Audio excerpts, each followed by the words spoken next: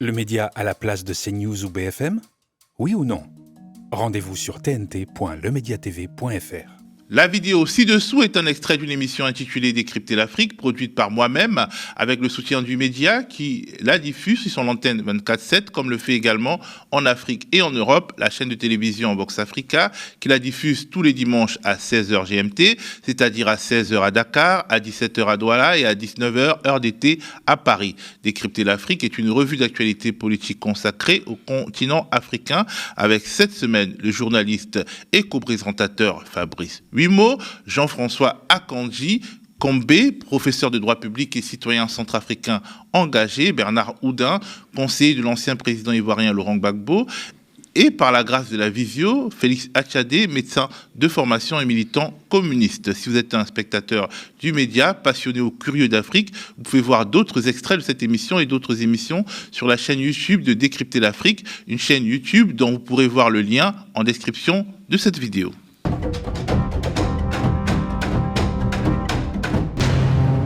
La Cour pénale internationale a-t-elle été conçue d'abord et avant tout pour les Africains? Ce sont des accusations que l'on a souvent entendues depuis la mise en place du statut de Rome qui fonde la CPI. Et ces accusations rebondissent ces derniers jours avec les confidences troublantes du procureur Karim Khan qui rapporte des propos lui ayant été tenus. Of course, I've had some elected leaders speak to me and be very blunt.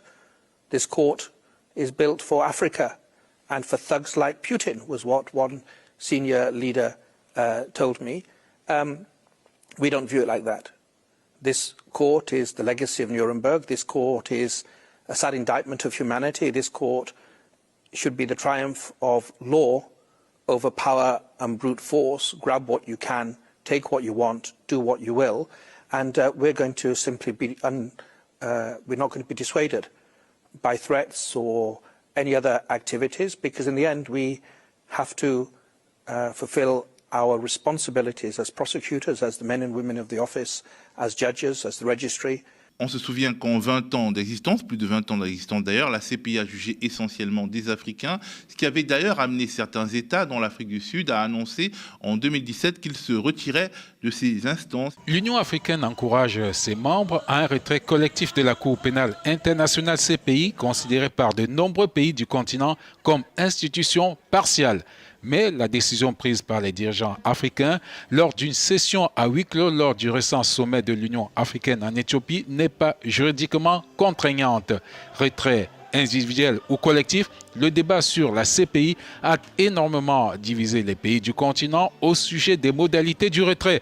Le Burundi, l'Afrique du Sud et la Gambie ont déjà annoncé leur intention de quitter la Cour, bien que le nouveau président gambien a annoncé qu'il annulera cette décision.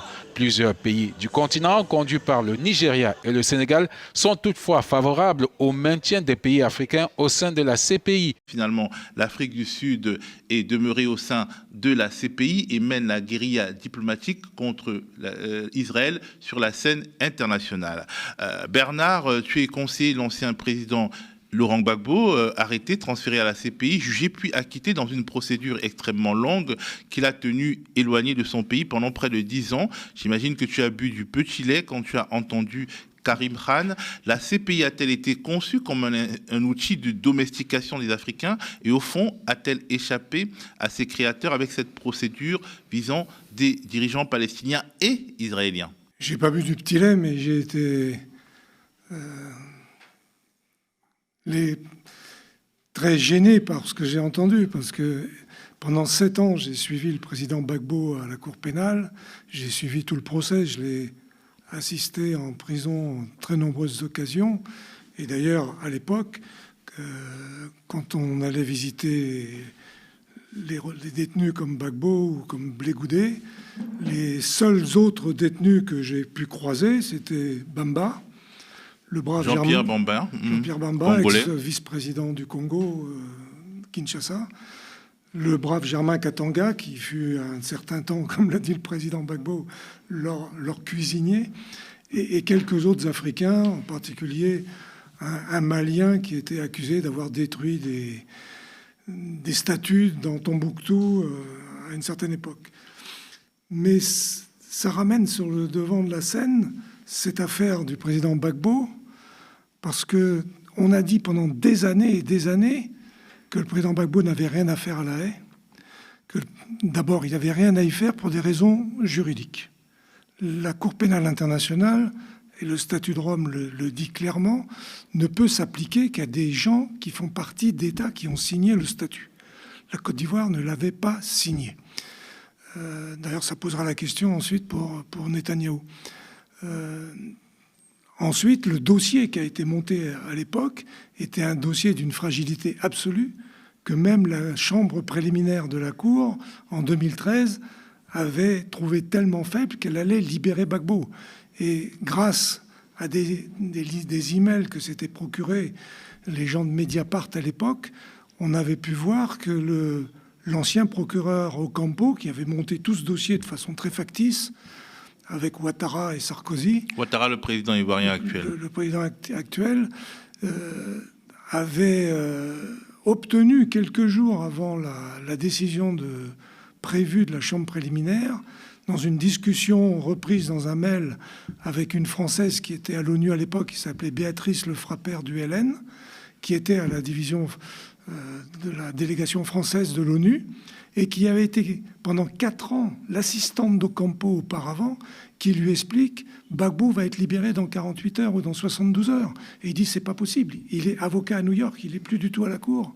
Et 3 jours après, la Cour donne 1 année de plus à la chambre préliminaire, alors qu'il y avait une décision qui était pratiquement acquise de libérer Gbagbo. Donc les interférences et la libération de Gbagbo en 2019, confirmée en 2021, c'est exactement dans les termes de la décision qu'avait prise la juge belge en 2014, quand Gbagbo a été renvoyé. Donc en fait, en gros, pour toi, la CPI s'est montrée sur un visage d'une sorte de cour politique. Je rappelle tout ça pour dire qu'à l'époque, la Cour pénale a été un instrument au service de puissants. On le disait.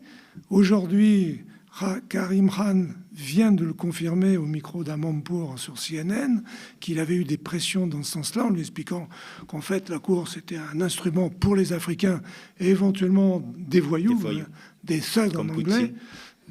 Ils avaient Poutine sous la main, donc ils ont utilisé Poutine.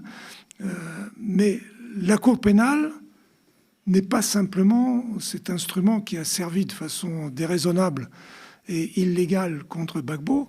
Si aujourd'hui l'action du procureur est suivie des faits, la Cour pénale pourra retrouver une légitimité internationale qu'elle avait commencé à retrouver quand Gbagbo a été acquitté. Parce que l'acquittement de Gbagbo, on n'en parle pas assez, c'est aussi la Cour pénale. C'est aussi des juges de la Cour pénale. Sans les juges, c'est-à-dire il y a finalement le procureur qui est très politique et qui, justement, quand il est inféodé aux Occidentaux, comme on peut l'être Ocampo et Fatou Bensouda, en fait, il arrange un certain nombre de pays qui trouvent que la Cour pénale internationale est très bien, et quand il se libère de l'agenda occidental, comme Karim Khan, en fait, aujourd'hui, il est l'objet de toutes les injures et de toutes les calomnies. Mais moi, je l'avais dit à l'époque, au moment où Kuno Tarfusser et le juge Anderson ont prononcé l'acquittement du président Gbagbo.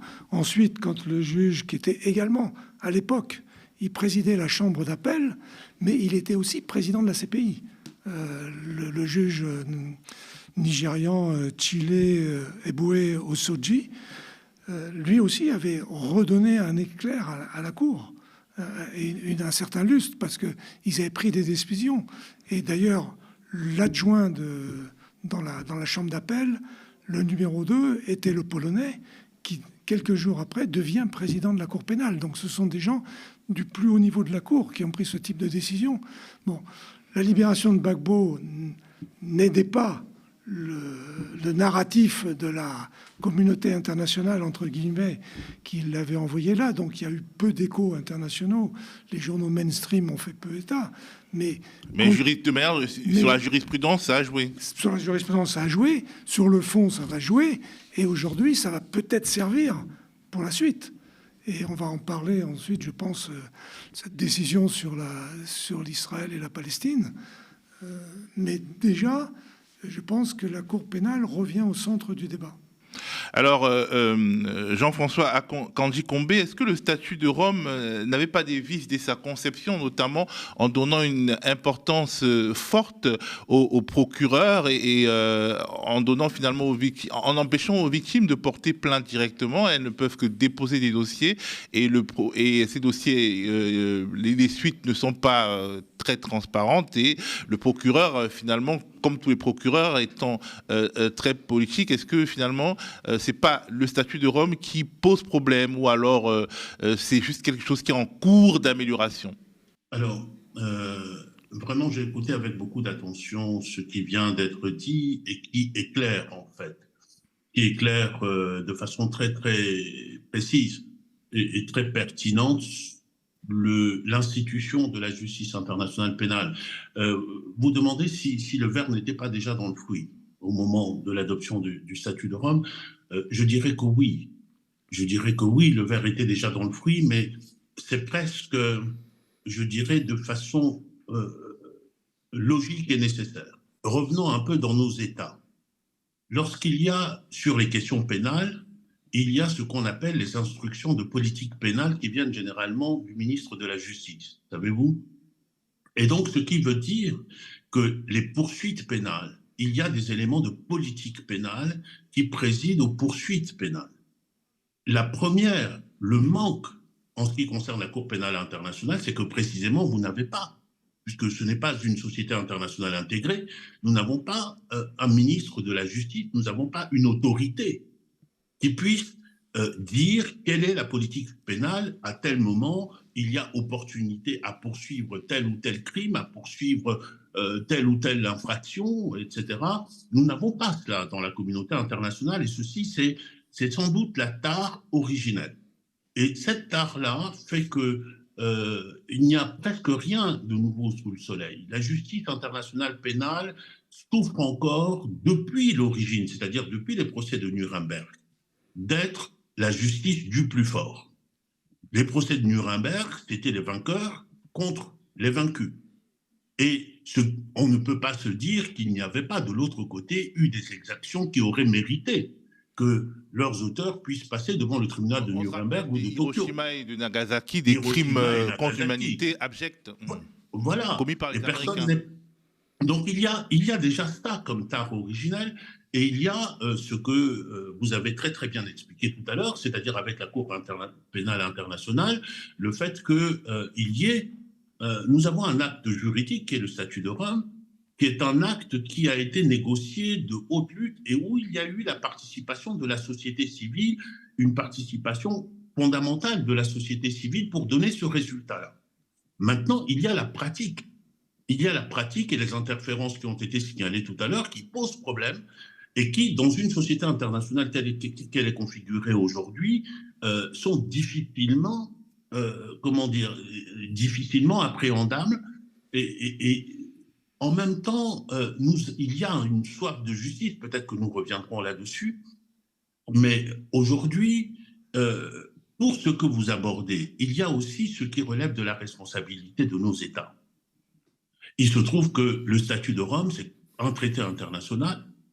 Les États ne peuvent être engagés que lorsqu'ils signent, comme l'a rappelé tout à l'heure l'intervenant précédent, en ce qui concerne Israël ou en ce qui concerne la Côte d'Ivoire à l'époque.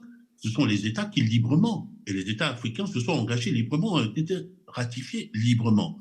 Et d'ailleurs, le président Gbagbo ne s'est retrouvé devant la Cour pénale internationale que parce que le président de la République de Côte d'Ivoire a permis que cela soit, alors même que l'État de Côte d'Ivoire n'avait pas souscrit au statut de Rome. Et c'est ce qui se passe pour la plupart des États africains, sauf peut-être pour le Soudan du Sud avec Omar el-Béchir à l'époque, et pour le Kenya, lorsque c'est le Conseil de sécurité qui a permis que des enquêtes soient ouvertes et que ces chefs d'État-là soient accusés. Donc, il y a, dans la justice pénale internationale, pour être bref, il y a un besoin de justice. Il y a un besoin de justice dans les cas de conflit et lorsqu'il y a la commission de ces crimes qui sont des crimes très graves. Et est-ce que cette affaire israélo-palestinienne, on va dire le courage du procureur Karim Khan est de nature à donner espoir dans la possibilité d'amendement et d'élévation de la Cour pénale internationale? C'est à l'honneur du procureur. Déjà, parce qu'il ne faut pas oublier la dimension personnelle. Fatou Bensouda a été pour beaucoup dans les critiques qui ont été adressées à la Cour pénale internationale de parti pris, etc. Donc le procureur actuel, c'est tout à son mérite et c'est de nature à rehausser l'image de la justice pénale internationale dont on a besoin. Et pour que cette justice pénale puisse fonctionner, il faut de l'impartialité. Et l'impartialité, comme disent les juristes, mais pas seulement les juristes, et comme disent certaines cours, l'impartialité a besoin non seulement d'exister en droit, mais elle a besoin d'être vue par le public. Parce que c'est un élément de confiance. Alors Fabrice, Karim Khan a évoqué ce qui se dit dans les hauts cercles internationaux. La Cour pénale internationale, c'est un tribunal finalement pour les Africains, un tribunal, on va dire, de domestication des sauvages.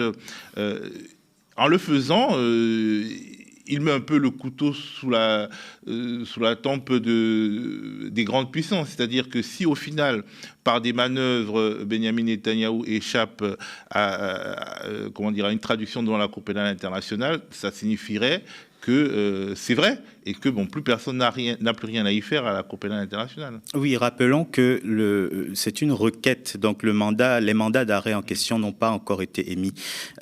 Et j'aimerais qu'on dise aussi, et qu'on le rappelle bien, que le fait d'apporter des critiques aujourd'hui vis-à-vis de la CPI ne dédouane en rien les crimes très graves les auteurs des crimes qui sont commis actuellement à Gaza par l'armée israélienne, qui sont clairement assimilables à un génocide.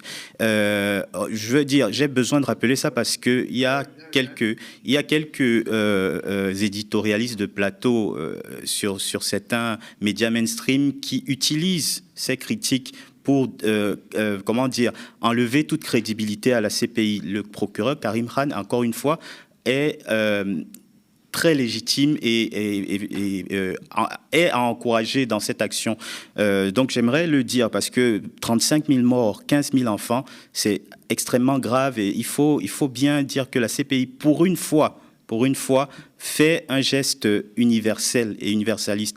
La compétence de la Cour pénale internationale est censée être, sa juridiction est censée être universelle parce que les États, même s'ils ne l'ont pas ratifié le statut de Rome, quand le Conseil de sécurité de l'ONU saisit cette Cour, les États doivent coopérer en quelque sorte, qu'ils l'aient ratifié ou pas. Dans la réalité, effectivement, il y a quelques dysfonctionnements. Le fait, par exemple, dans le cas du Darfour ou du Kenya, qu'on rappelait, on a évoqué un peu avant mon intervention, que ce soit le Conseil de sécurité qui saisisse la CPI, alors que 3 des membres du Conseil de sécurité de l'ONU n'ont pas eux-mêmes ratifié le statut de Rome, il y a une espèce d'incohérence. Aujourd'hui, on a besoin de montrer que la justice internationale est capable d'être universaliste et universelle. Il y a eu beaucoup de cas récents où la CPI aurait dû être saisie, aurait dû ouvrir une enquête claire contre des grands pays occidentaux. Je rappelle un cas qui n'est pas très loin, c'est celui de la guerre au Yémen, par exemple. La France livre des armes à l'Arabie Saoudite et a livré pendant longtemps des armes à l'Arabie Saoudite pour mener sa guerre au Yémen. Il y a 4 ans, des organisations, des associations ont fait une communication à la CPI pour lui donner des éléments de preuve, des motifs qui pourraient constituer des crimes internationaux et donc la complicité de certains États occidentaux, dont la France. La CPI n'a jamais donné de nouvelles à cette communication, alors qu'on sait, on a vu qu'il se passait des atrocités dans ce pays. Donc, dans les faits, quand on prend ce pays, on comprend par le passé l'Irak, l'Afghanistan, il y a clairement des situations qui peuvent amener une justice internationale. Mais la CPI ne s'est pas montrée à la hauteur de cette justice. Maintenant, ne faisons pas d'amalgame. Je crois que les tribunaux spéciaux, les tribunaux internationaux sont importants parce que autant il peut y avoir des pressions internationales sur le procureur de la CPI, autant si on décide de ne confier des crimes de masse ou des crimes importants à des tribunaux locaux, on peut aussi avoir des pressions internes, des pressions nationales. Donc, il n'y a pas un juste milieu parfait. Il faut améliorer le fonctionnement de la Cour pénale internationale. Alors, Félix, que retenir finalement de cette bombe, c'est-à-dire la demande de mandat d'arrêt contre Netanyahou et un certain nombre de dirigeants israéliens et palestiniens, et aussi les propos de Karim Khan qui raconte des confidences qui lui ont été faites sous le boisseau sur la nature africaine, entre guillemets, de ce tribunal, la vocation africaine de ce tribunal. Oui, ce qu'on peut dire, c'est que dans un premier temps, on a franchi une étape dans la prise en compte des crimes qui sont commis à l'échelle internationale, avec cette demande de mandat d'arrêt que le procureur lance contre le premier ministre israélien. À l'origine, la Cour a été conçue comme un instrument, du moins les États signataires, ceux qui ont porté le projet, etc., ils considéraient que c'était un instrument de plus pour maintenir l'ordre néolibéral qui était en train de se constituer à la suite de la guerre froide. Les ONG qui poussaient dans ce sens étaient plutôt animées, je pense, de bons sentiments. Amnesty International et d'autres coalitions d'ONG de droits de l'homme pensaient aux victimes. Qui souvent, à la suite de guerres, à la suite de conflits, n'obtenaient pas réparation. Et c'était le but qui s'était fixé par le fait d'avoir cette Cour pénale internationale. Dans la réalité, ce que ça a été au cours de ces dernières années, dernières décennies, c'était une manière, un instrument de coercition sur la périphérie du système mondial. On utilisait ça contre les dirigeants dans la périphérie qui semblaient pas plaire aux grands pays, notamment Laurent Gbagbo. Déjà, dès le lendemain de la ratification du traité de Rome, ou bien quelques mois après, on lui avait promis cette Cour pénale internationale et ça a venu quelques années Jacques plus tard. Chirac et Dominique de Villepin. Voilà, et Dominique de Villepin. Et le premier, alors moi même dit, c'était... Ironie de l'histoire, c'est Blaise Compaoré qui avait d'abord dit ça, qui avait déjà promis dans un premier temps à Gbagbo, et ensuite, bon, quand Blaise Compaoré le disait, je pense que cela lui avait été soufflé par les autorités françaises. Donc, c'est ce problème auquel on est confronté aujourd'hui.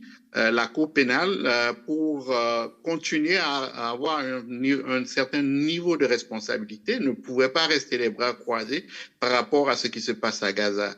Donc, je pense que la décision de Karim Khan, non seulement est de nature à redorer le blason de la Cour pénale internationale, mais aussi c'est une prise en compte des opinions publiques, l'opinion publique internationale, si tant est-il que cela existe. Alors, l'impunité des politiques et des chefs de guerre a été et demeure un vrai problème sur le continent. On a vu fleurir, donc je disais, de nombreux tribunaux spéciaux pour la Sierra Leone, pour le Rwanda et plus récemment une cour pénale spéciale sur la Centrafrique qui a échoué à extrader l'ancien président François Bozizé, que le Bissau-Guinéen Umaru Sissoko Embalo refuse d'extrader. Au sujet de la République centrafricaine, Jean-François Kandji-Kombe, que penser de cette cour spéciale où l'on retrouve à la fois des juges centrafricains et étrangers? Alors, si vous me permettez très très brièvement de revenir un tout petit peu sur le dernier point pour dire que sur la Cour pénale internationale, la question des poursuites contre Israël et contre le Hamas, c'est un moment extrêmement important. compte tenu du crime pour lequel on est poursuivi, c'est-à-dire compte tenu du crime de génocide, parce que s'agit de poursuite contre le crime Alors pour l'instant, de c'est pas génocide. le crime de génocide qui est poursuivi, c'est le crime, c'est des crimes de guerre et des crimes contre l'humanité Oui, qui sont des visés. Et crimes bien de guerre. entendu, ça peut s'élargir par la suite.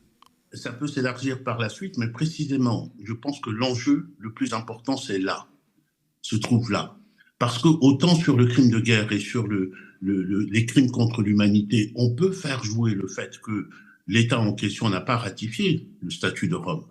Pour ce qui concerne le crime de génocide, depuis son arrêt sur l'affaire congolaise, la Cour internationale de justice a dit que le crime de génocide est une violation d'un des plus grands principes de droit international, ce qu'on appelle le jus cogens, c'est-à-dire des normes impératives du droit international général, c'est-à-dire des normes qui s'imposent à tous, que vous ayez ratifié ou non la Convention sur le génocide, et donc qui sont opposables à quiconque, y compris aux grandes puissances qui n'ont pas ratifié.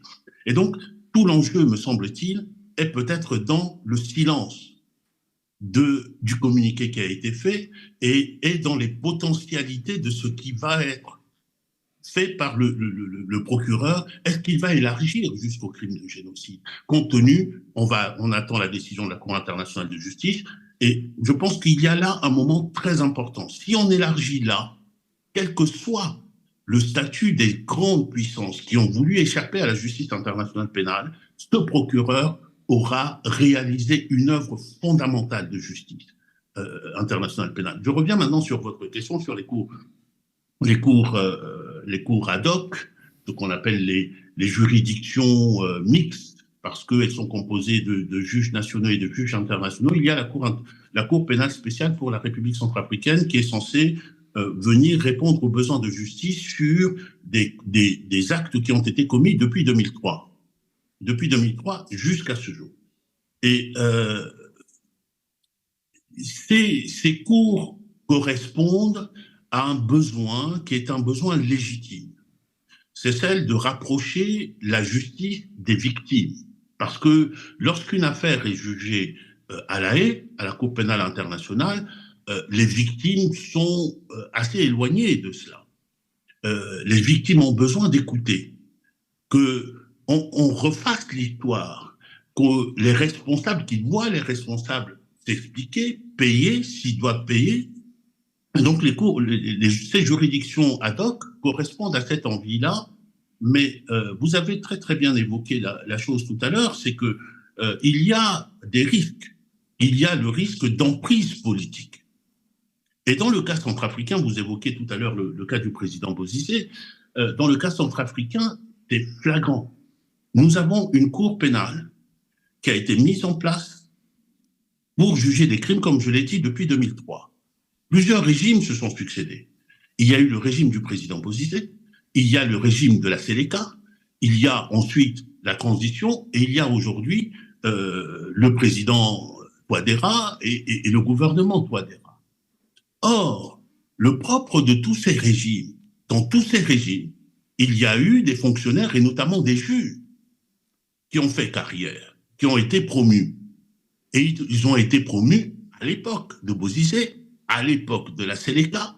Et donc, lorsqu'un conflit, lorsque l'objet des poursuites est aussi ancien, il devient structurel. C'est un kyste qui est structurel. Vous ne pouvez pas dire que tel juge ou tel juge y a échappé. Et au moment des recrutements des juges nationaux à la Cour pénale spéciale de la République centrafricaine, j'avais alerté sur cet élément-là, parce qu'il faut trouver des juges impartiaux, qui ne soient pas juges et partis ou qui ne doivent pas à un régime donné d'avoir été promus à telle ou telle fonction. Et ce que vous évoquez, les influences, les interférences, sont presque structurelles dans ce type de juridiction, comme la Cour pénale spéciale. Vous avez évoqué des cas d'ingérence des grandes puissances, mais il y a aussi l'utilisation de la justice internationale pénale comme un élément politique, comme un élément de répression politique ou de cantonnement politique par les pouvoirs qui sont en place. Bon, là, le choix qui a été fait, malgré que la Cour pénale spéciale était là, le choix a été fait d'envoyer un certain nombre de personnes, dont Alfred Rambaud, Ngaï Sona, de les envoyer à la Cour pénale internationale. le choix a été fait également lorsque la Cour pénale spéciale qui est là avait appréhendé un ministre, qui est le ministre de l'Élevage, Hassan Bouba. Le choix a été fait par le président de la République d'aller le faire libérer par sa garde prétorienne. Et donc nous sommes face à ce défi-là, qui est que, s'agissant spécifiquement de ce cas-là, on risque de juger seulement les menus fretins. Et s'agissant du président Bozizé, les crimes dont il s'agit, il faut bien avoir conscience qu'un crime de guerre, un crime contre l'humanité n'est pas une affaire de grand banditisme où on va abattre une ou deux personnes. Dans sa propre définition, cela exige préparation. Une intentionnalité qui est une intentionnalité politique. Un crime de guerre ou un crime contre l'humanité ne peut pas être commis sans engager le gouvernement de l'époque. Et s'agissant du président Bozizé, il faut poser le problème dans les termes où ils ont été posés lorsque le mandat d'arrêt international avait été lancé contre le président Bozizé. C'est un crime dont la responsabilité incombe à ce régime, c'est-à-dire à l'essentiel des gouvernants. Il se trouve que Faustin Archange Touadéra était Premier ministre à cette époque-là, du président Bozizé, et qu'il a aussi, sur les différents mandats d'arrêt, il s'y trouve. Je vais vous donner juste une petite anecdote.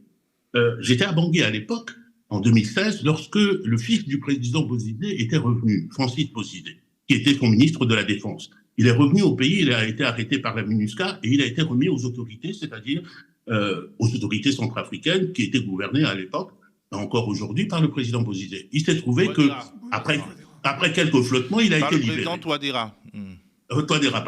Par le président Touadéra. Après quelques jours, il a été libéré. Pourquoi? Et je l'ai appris de l'avocat lui-même. Il a été libéré parce que l'avocat s'est rendu auprès du président Touadéra. Il lui a dit, mais celui que vous avez arrêté, moi, je suis chargé de sa défense. Et chargé de sa défense, je ne peux pas ne pas rendre public le document que j'ai ici, qui est un mandat d'arrêt international sur lequel votre nom figure. Voilà la situation dans laquelle nous sommes aujourd'hui. Et donc, qui complique la tâche de ces juridictions-là. Je ne sais pas quelle est la meilleure formule, mais en tous les cas, le verre était dans le fruit. C'est vous qui avez employé le terme tout à l'heure pour la Cour pénale internationale.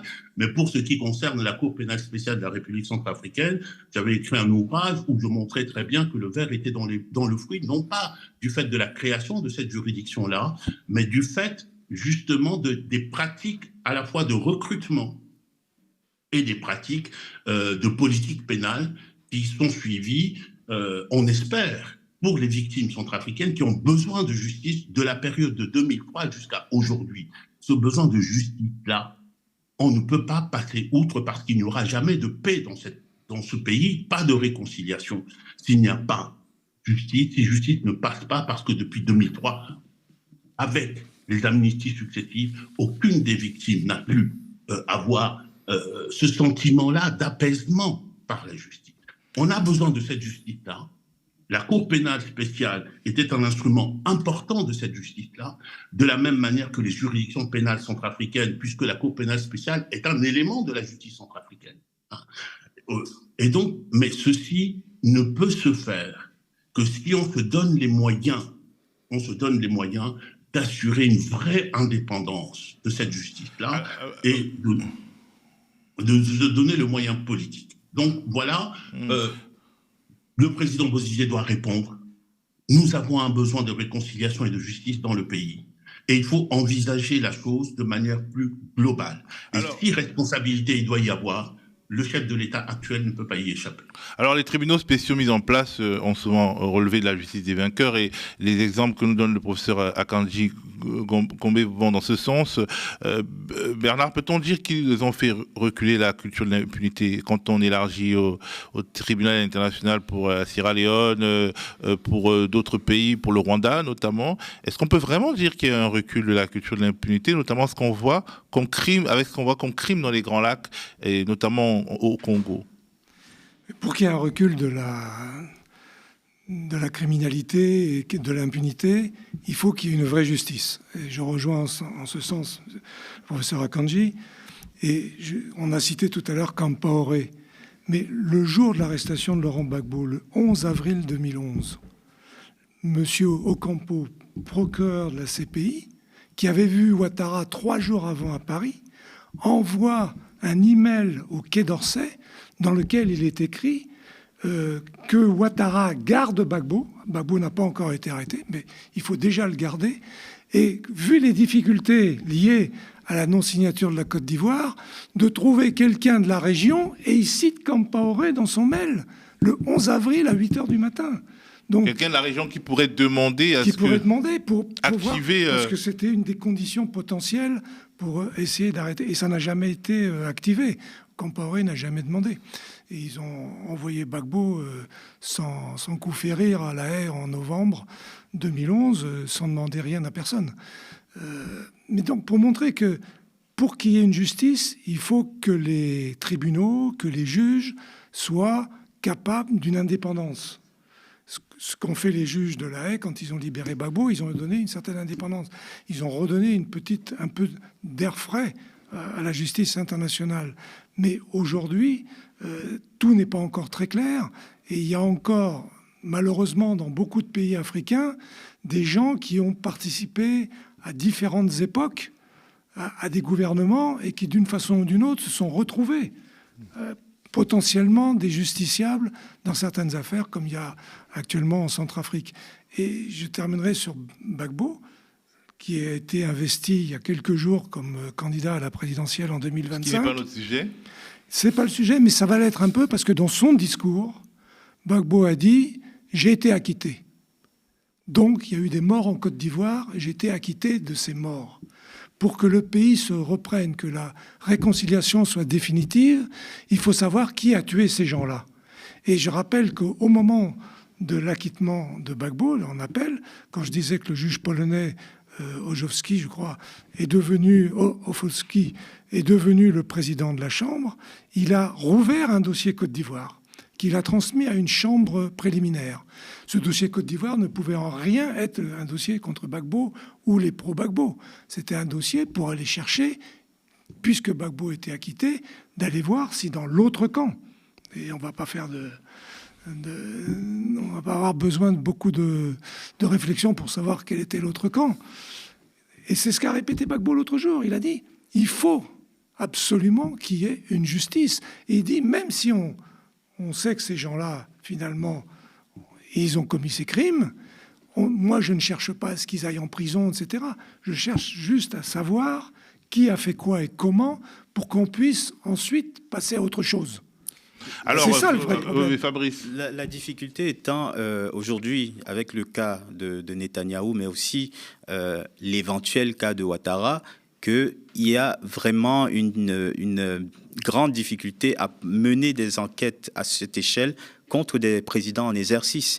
Parce que, on l'a vu par le passé avec Omar El-Béchir, ce n'est pas évident de poursuivre un chef d'État dans ces conditions-là. Dans son pays alors que le pouvoir. Voilà, c'est compliqué parce qu'il a la main. Un blanc-seing pour faire ce qu'il veut dans son pays. Voilà. Mais d'un point de vue technique, il a le contrôle du territoire et donc il peut entraver les enquêtes. Oui. Et puis la CPI n'est pas une émanation de l'ONU, donc elle reste quand même, très relativement indépendante par rapport à des tribunaux ad hoc dont on parlait, que ce soit celui sur l'ex-Yougoslavie ou le TPIR sur le Rwanda. Parce que celui sur l'ex-Yougoslavie et le Rwanda, c'était des incarnations de la justice vainqueur. Je vais faire une petite coupure à Fabrice, juste pour lui dire, il parlait de l'ONU et j'en profite. J'ai visité Gbagbo pendant 7 ans à la CPI. Quand on rentrait dans le bâtiment à l'intérieur de la prison de Scheveningen, il y avait un bâtiment dédié pour la CPI, et à l'entrée du bâtiment, il y avait un acronyme qui s'appelle UNDU. En anglais, ça veut dire United Nations Detention Unit. C'est-à-dire que c'était le centre de détention des Nations Unies. les gens de la Cour pénale étaient détenus par les Nations Unies. Il y a une porosité qui ne dit pas son nom entre la CPI et les Nations Unies qu'il faudra aussi éclaircir un jour, parce que l'indépendance de la CPI passe aussi par là. On retourne à Fabrice. Oui, et aussi le rôle aussi de la CIJ, parce que je rappelle que la Cour internationale de justice, la différence étant que la CPI poursuit des individus et que la CIJ est autorisée à s'attaquer à des États.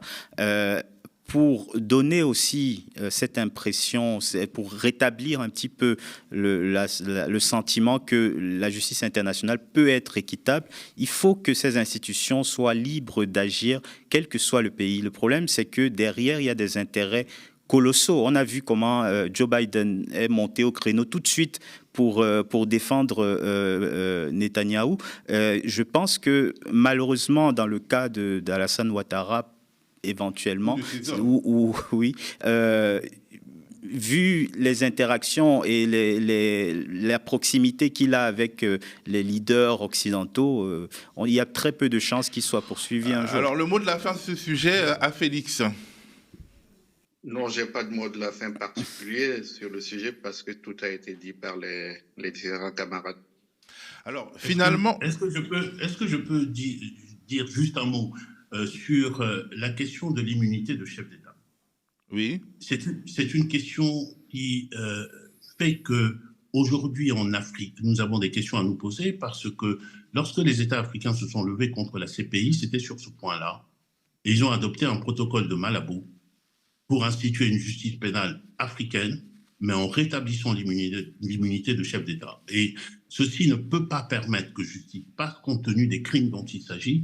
Et je dis cela parce que je trouve que c'est un élément fort de la CPI, que le fait qu'aucune immunité ne vale lorsqu'il s'agit de poursuivre ces crimes-là, mais bien sûr, il faut militer pour qu'il n'y ait pas d'ingérence, d'interférence dans ce que la Cour pénale internationale fait. Il n'y a aucun crime contre l'humanité ne peut se dérouler dans un État et le chef de l'État n'en saurait rien lorsqu'il y a planification et mise en œuvre sur son territoire, un territoire qu'il maîtrise, qu'il est censé gouverner. Cette question-là de l'immunité de chef d'État est au centre, je crois, de nos problématiques africaines. C'est un élément nécessaire et il faut permettre et aider la Cour pénale internationale à pouvoir poursuivre des chefs d'État qui sont en exercice lorsque des faits graves sont reprochés dans différents pays, dont celui dont je relève. Et je fais noter d'ailleurs qu'il y a des citoyens centrafricains qui ont lancé une plainte à la Cour pénale internationale contre l'actuel président. Et on espère que justice, en tout cas toute lumière, soit faite sur les crimes qui sont, en tout cas, qui font l'objet de cette plainte-là.